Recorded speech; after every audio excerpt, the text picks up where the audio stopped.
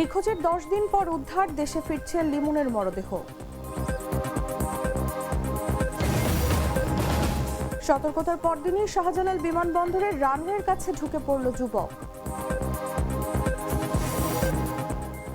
সকাল সকাল বৃষ্টিতে ভিজল ঢাকা, ভোগান্তিতে অফিসগামীরা। কড়া নিরাপত্তায় পশ্চিমবঙ্গে দ্বিতীয় দফার ভোট গ্রহণ শুরু। এবং চ্যাম্পিয়ন্স লিগের 9 গোলের রুদ্ধশ্বাস থ্রিলারে বায়ার্নকে হারালো পিএসজি।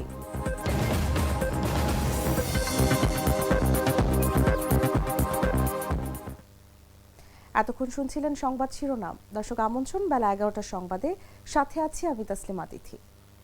আমি তো মশলা বদলে ফেলেছি, এবার আপনিও বদলে ফেলুন। একবার প্রাণ গুঁড়া মশলা ব্যবহার করেই দেখুন। চলে যাচ্ছি পুরো খবরে।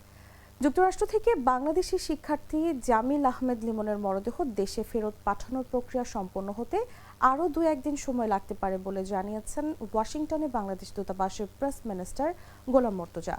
যুক্তরাষ্ট্রের স্থানীয় সময় মঙ্গলবার ফেসবুকে এই তথ্য জানান তিনি ফেসবুক পোস্টে লেখেন, জামিল লিমনের মরদেহ টেম্বার কর্তৃপক্ষের কাছে হস্তান্তর করেছে পুলিশ। মিয়ামির বাংলাদেশ কনসুলেট বাংলাদেশ কমিউনিটির সঙ্গে আলোচনা করে কর্তৃপক্ষের কাছে মরদেহ হস্তান্তরের সিদ্ধান্ত নিয়েছে। মরদেহ হস্তান্তরের আগে মিয়ামির বাংলাদেশ কনসুলেট জামিল লিমনের পরিবারের সম্মতি নিয়েছে। মুসলিম রীতিতে মরদেহের পরবর্তী সকল প্রক্রিয়া সম্পন্ন হবে। গোলাম মর্তুজা ফেসবুক পোস্টে জানান, মরদেহ দেশে ফেরত পাঠানোর প্রক্রিয়া সম্পন্ন হতে আরও 2-1 দিন সময় লাগতে পারে। প্রায় 10 দিন নিখোঁজ থাকার পর গেল শুক্রবার বাংলাদেশি শিক্ষার্থী জামিল আহমেদ লিমনের মরদেহ উদ্ধার করে পুলিশ। লিমন ইউনিভার্সিটি অফ সাউথ ফ্লোরিডায় ভূগোল, পরিবেশ বিজ্ঞান ও নীতি বিষয়ে পিএইচডি করছিলেন। একই দিন পিএইচডির শিক্ষার্থী বাংলাদেশি নাহিদা সুলতানা বৃষ্টিও নিখোঁজ হন। বৃষ্টির মরদেহের অংশ উদ্ধার করেছে পুলিশ।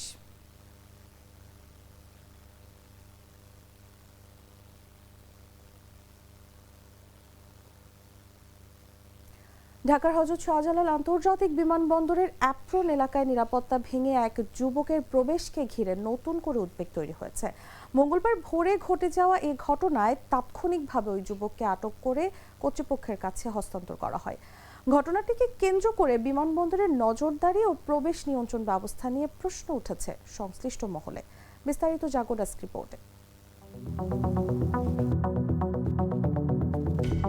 ঢাকার হযরত শাহজালাল আন্তর্জাতিক বিমানবন্দরের অ্যাপ্রনে ঢুকে পড়েছেন এক যুবক। এই ঘটনায় জান্নাতুল ফেরদৌস নামের ওই যুবককে আটক করা হয়েছে।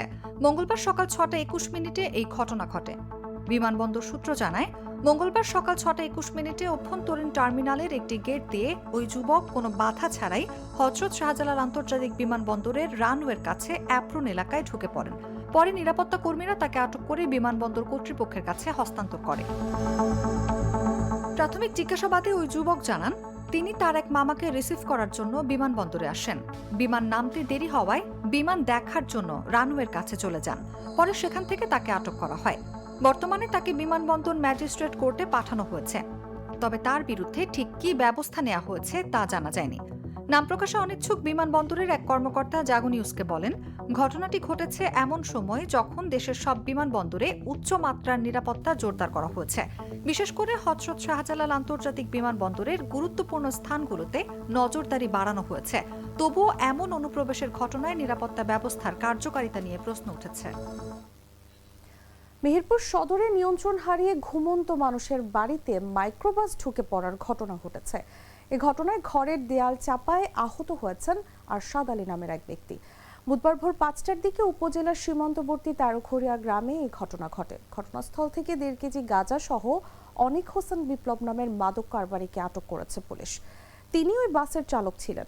এ বিষয়ে মেহেরপুর সদর থানার রামদাসপুর পুলিশ ক্যাম্পের এসআই অনুপ কুমার দাস জানান, সীমান্ত এলাকা থেকে গাঁজা সংগ্রহ করে দ্রুত গতিতে যাওয়ার পথে মাইক্রোবাসটি ওই বাড়িতে ঢুকে পড়ে। গাঁজা ও মাইক্রোবাস সহ বিপ্লবকে আটক করা হয়েছে। মাদক পাচারের অভিযোগে তার বিরুদ্ধে মামলা করা হবে। এই ঘটনার সঙ্গে আর কারা জড়িত তা খুঁজে বের করার চেষ্টা করছে পুলিশ।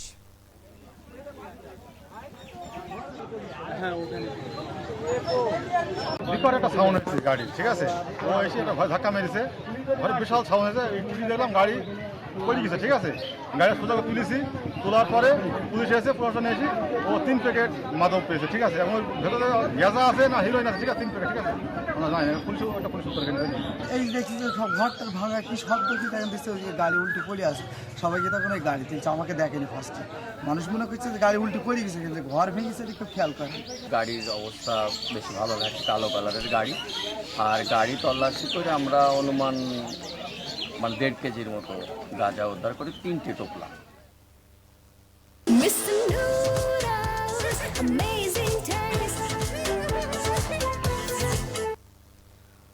ভোরেই ঝুম বৃষ্টিতে ভিজল রাজধানী ঢাকা। এতে টানা গরম থেকে কিছুটা স্বস্তি মিললেও ভোগান্তিতে পড়েছে রাজধানীবাসী। বুধবার সকাল 6:30টার দিকে শুরু হওয়া এই বৃষ্টিতে সবচেয়ে বেশি দুর্ভোগে পড়েন অফিসগামী শিক্ষার্থী ও শ্রমজীবী মানুষ। আবহাওয়া অফিস বলছে, বৃষ্টি আরও কয়েকদিন পর্যন্ত অব্যাহত থাকতে পারে।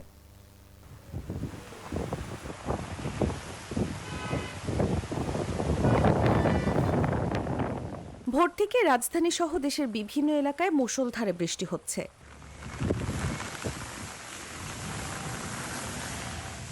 এতে টানা গরম থেকে কিছুটা স্বস্তি ফিরলেও ভোগান্তিতে পড়েছে রাজধানীবাসী।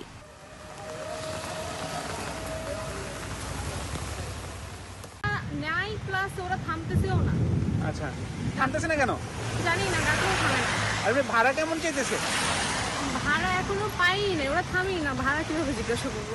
আচ্ছা, আর এখন তাহলে কিভাবে যাবেন একটু বলেন তো। এখন আমাকে বাধ্য হয়ে হেঁটে যাওয়া লাগবে। বৃষ্টির কারণে রাজধানীর বিভিন্ন সড়কে পানি জমে সৃষ্টি হয়েছে জলাবদ্ধতা। তো যাত্রী কেমন রাস্তায়? রাত্রি রাস্তায় নাই।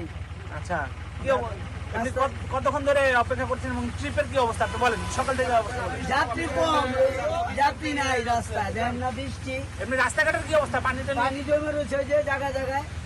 এছাড়া সড়কে গণপরিবহন কিছুটা কম থাকার ফলে অফিসগামী মানুষ, শিক্ষার্থী ও সাধারণ পথচারীদের পড়তে হয়েছে চরম ভোগান্তিতে। গাড়ির জন্য দাঁড়াতে প্রায় 10 মিনিট দেরি। বৃষ্টির জন্য তো সমস্যা, দেরি হয় কাজে যাইতে, ভোগান্তি হইতে হয়, এই তো বৃষ্টির জ্বালাতেই। এমনি তার মানে অনেকক্ষণ ধরে দাঁড়ায় আছেন, সাধারণত এত সময় তো লাগে না। না, এত সময় লাগে না, বৃষ্টি হলে গাড়িগুলো একটু কম পাওয়া যায়। আবহাওয়া অফিসের তথ্য মতে বৃষ্টি আরও কয়েকদিন পর্যন্ত অব্যাহত থাকতে পারে। রোজকার সাধারণ খাবার এখন হবে অসাধারণ। প্রাণ স্বাদের মশলা, স্বাদ বাড়ায়, ঘ্রাণ ছড়ায়। জানাবো আন্তর্জাতিক সংবাদ।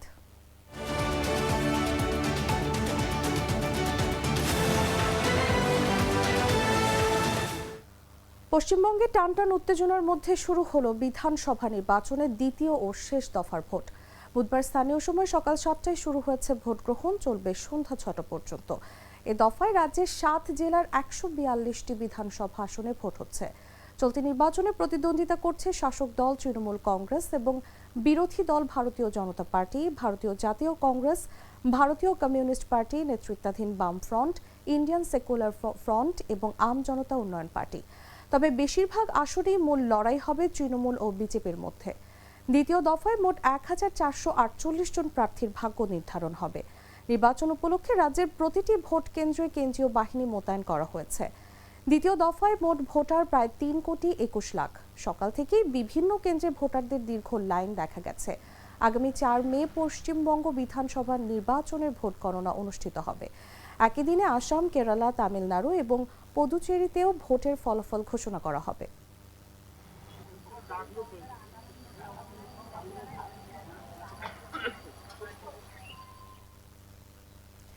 দক্ষিণ 24 পরগনায় ভারতের নির্বাচন কমিশনের পুলিশ পর্যবেক্ষক হিসেবে নিযুক্ত আইপিএস অজয় পাল শর্মার একটি ভিডিও ভাইরাল হওয়ার পর নতুন করে রাজনৈতিক বিতর্ক শুরু হয়েছে। ওই ভিডিওতে তাকে এক তৃণমূল প্রার্থী এবং তার সমর্থকদের উদ্দেশ্যে কঠোর মন্তব্য করতে দেখা যায়, যা ঘিরে তৃণমূল কংগ্রেস ও বিজেপির মধ্যে পাল্টাপাল্টি অভিযোগ ও তীব্র রাজনৈতিক প্রতিক্রিয়া তৈরি হয়েছে।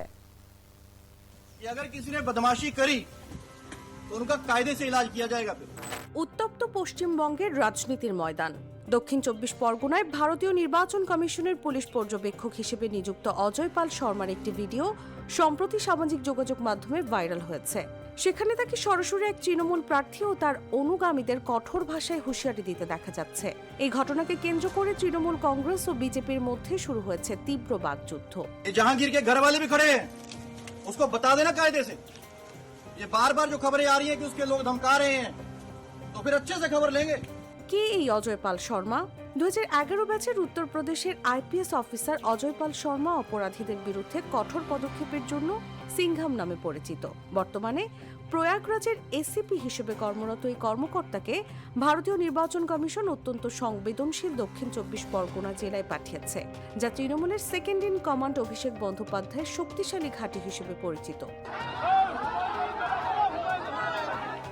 এই কর্মকর্তা উত্তরপ্রদেশে একাধিক এনকাউন্টারের জন্য আলোচিত ও সমালোচিত। ভাইরাল হওয়া ভিডিওতে দেখা যাচ্ছে ফলতার তৃণমূল প্রার্থী জাহাঙ্গীর খানের বাড়ি ও অফিসের সামনে কেন্দ্রীয় বাহিনী সহ উপস্থিত হয়েছেন অজয় পাল শর্মা। স্থানীয়দের কাছ থেকে ভোটারদের ভয় দেখানোর অভিযোগ পেয়ে তিনি সরাসরি হুঁশিয়ারি দিয়ে হিন্দিতে বলেন, বারবার খবর আসছে জাহাঙ্গীরের লোকজন ভয় দেখাচ্ছে, এমনটা চললে কঠোর ব্যবস্থা নেব, পরে যেন কাঁদতে বা অনুতাপ করতে না হয়। তৃণমূল প্রার্থী জাহাঙ্গীর খান এই অভিযোগ অস্বীকার করে পাল্টা দাবি করেছেন। বিজেপিকে সুবিধা করে দিতেই শর্মা বেআইনিভাবে তার পরিবার ও নিরাপত্তার রক্ষীদের হুমকি দিচ্ছেন।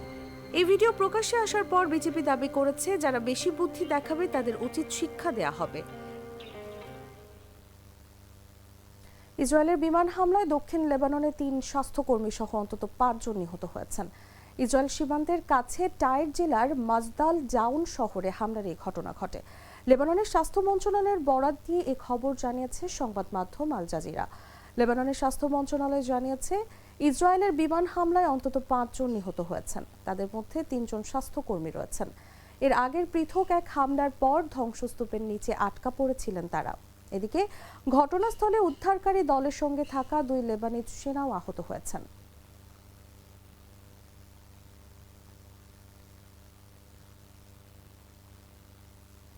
সংবাদ শেষ করব খেলার খবর জানিয়ে।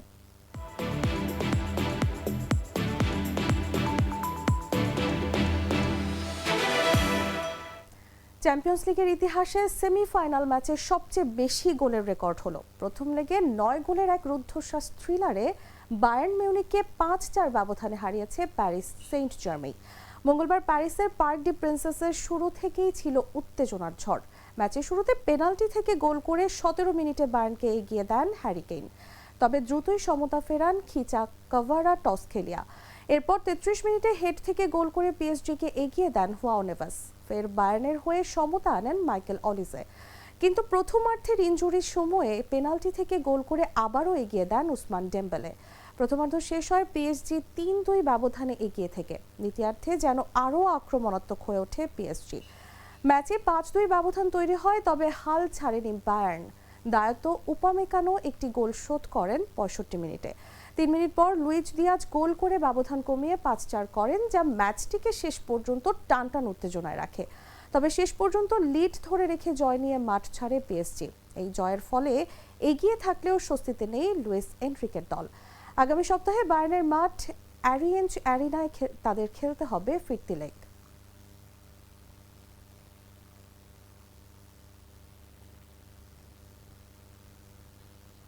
দর্শক, সংবাদ শেষ করার আগে শিরোনামগুলো জানিয়ে দিচ্ছি আরও একবার।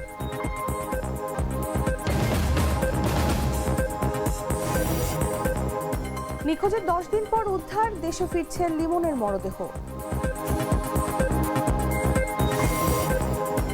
সতর্কতার পরদিনই শাহজালাল বিমানবন্দরে রানওয়ের কাছে ঢুকে পড়ল যুবক। সকাল সকাল বৃষ্টিতে ভিজল ঢাকা, ভোগান্তিতে অফিসগামীরা। কড়া নিরাপত্তায় পশ্চিমবঙ্গে দ্বিতীয় দফার ভোট গ্রহণ শুরু।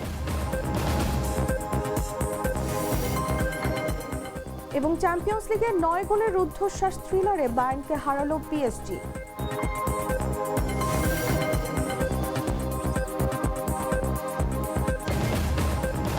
দর্শক, এই ছিল এখনকার মতো। এরপর দেখবেন দুপুর 1টা নিউজ। প্রতি মুহূর্তে সর্বশেষ খবর জানতে ভিজিট করুন jagonews24.com। ফলো করুন আমাদের ভেরিফাইড ফেসবুক পেজ এবং সাবস্ক্রাইব করুন জাগো নিউজ ইউটিউব চ্যানেল। ধন্যবাদ সবাইকে।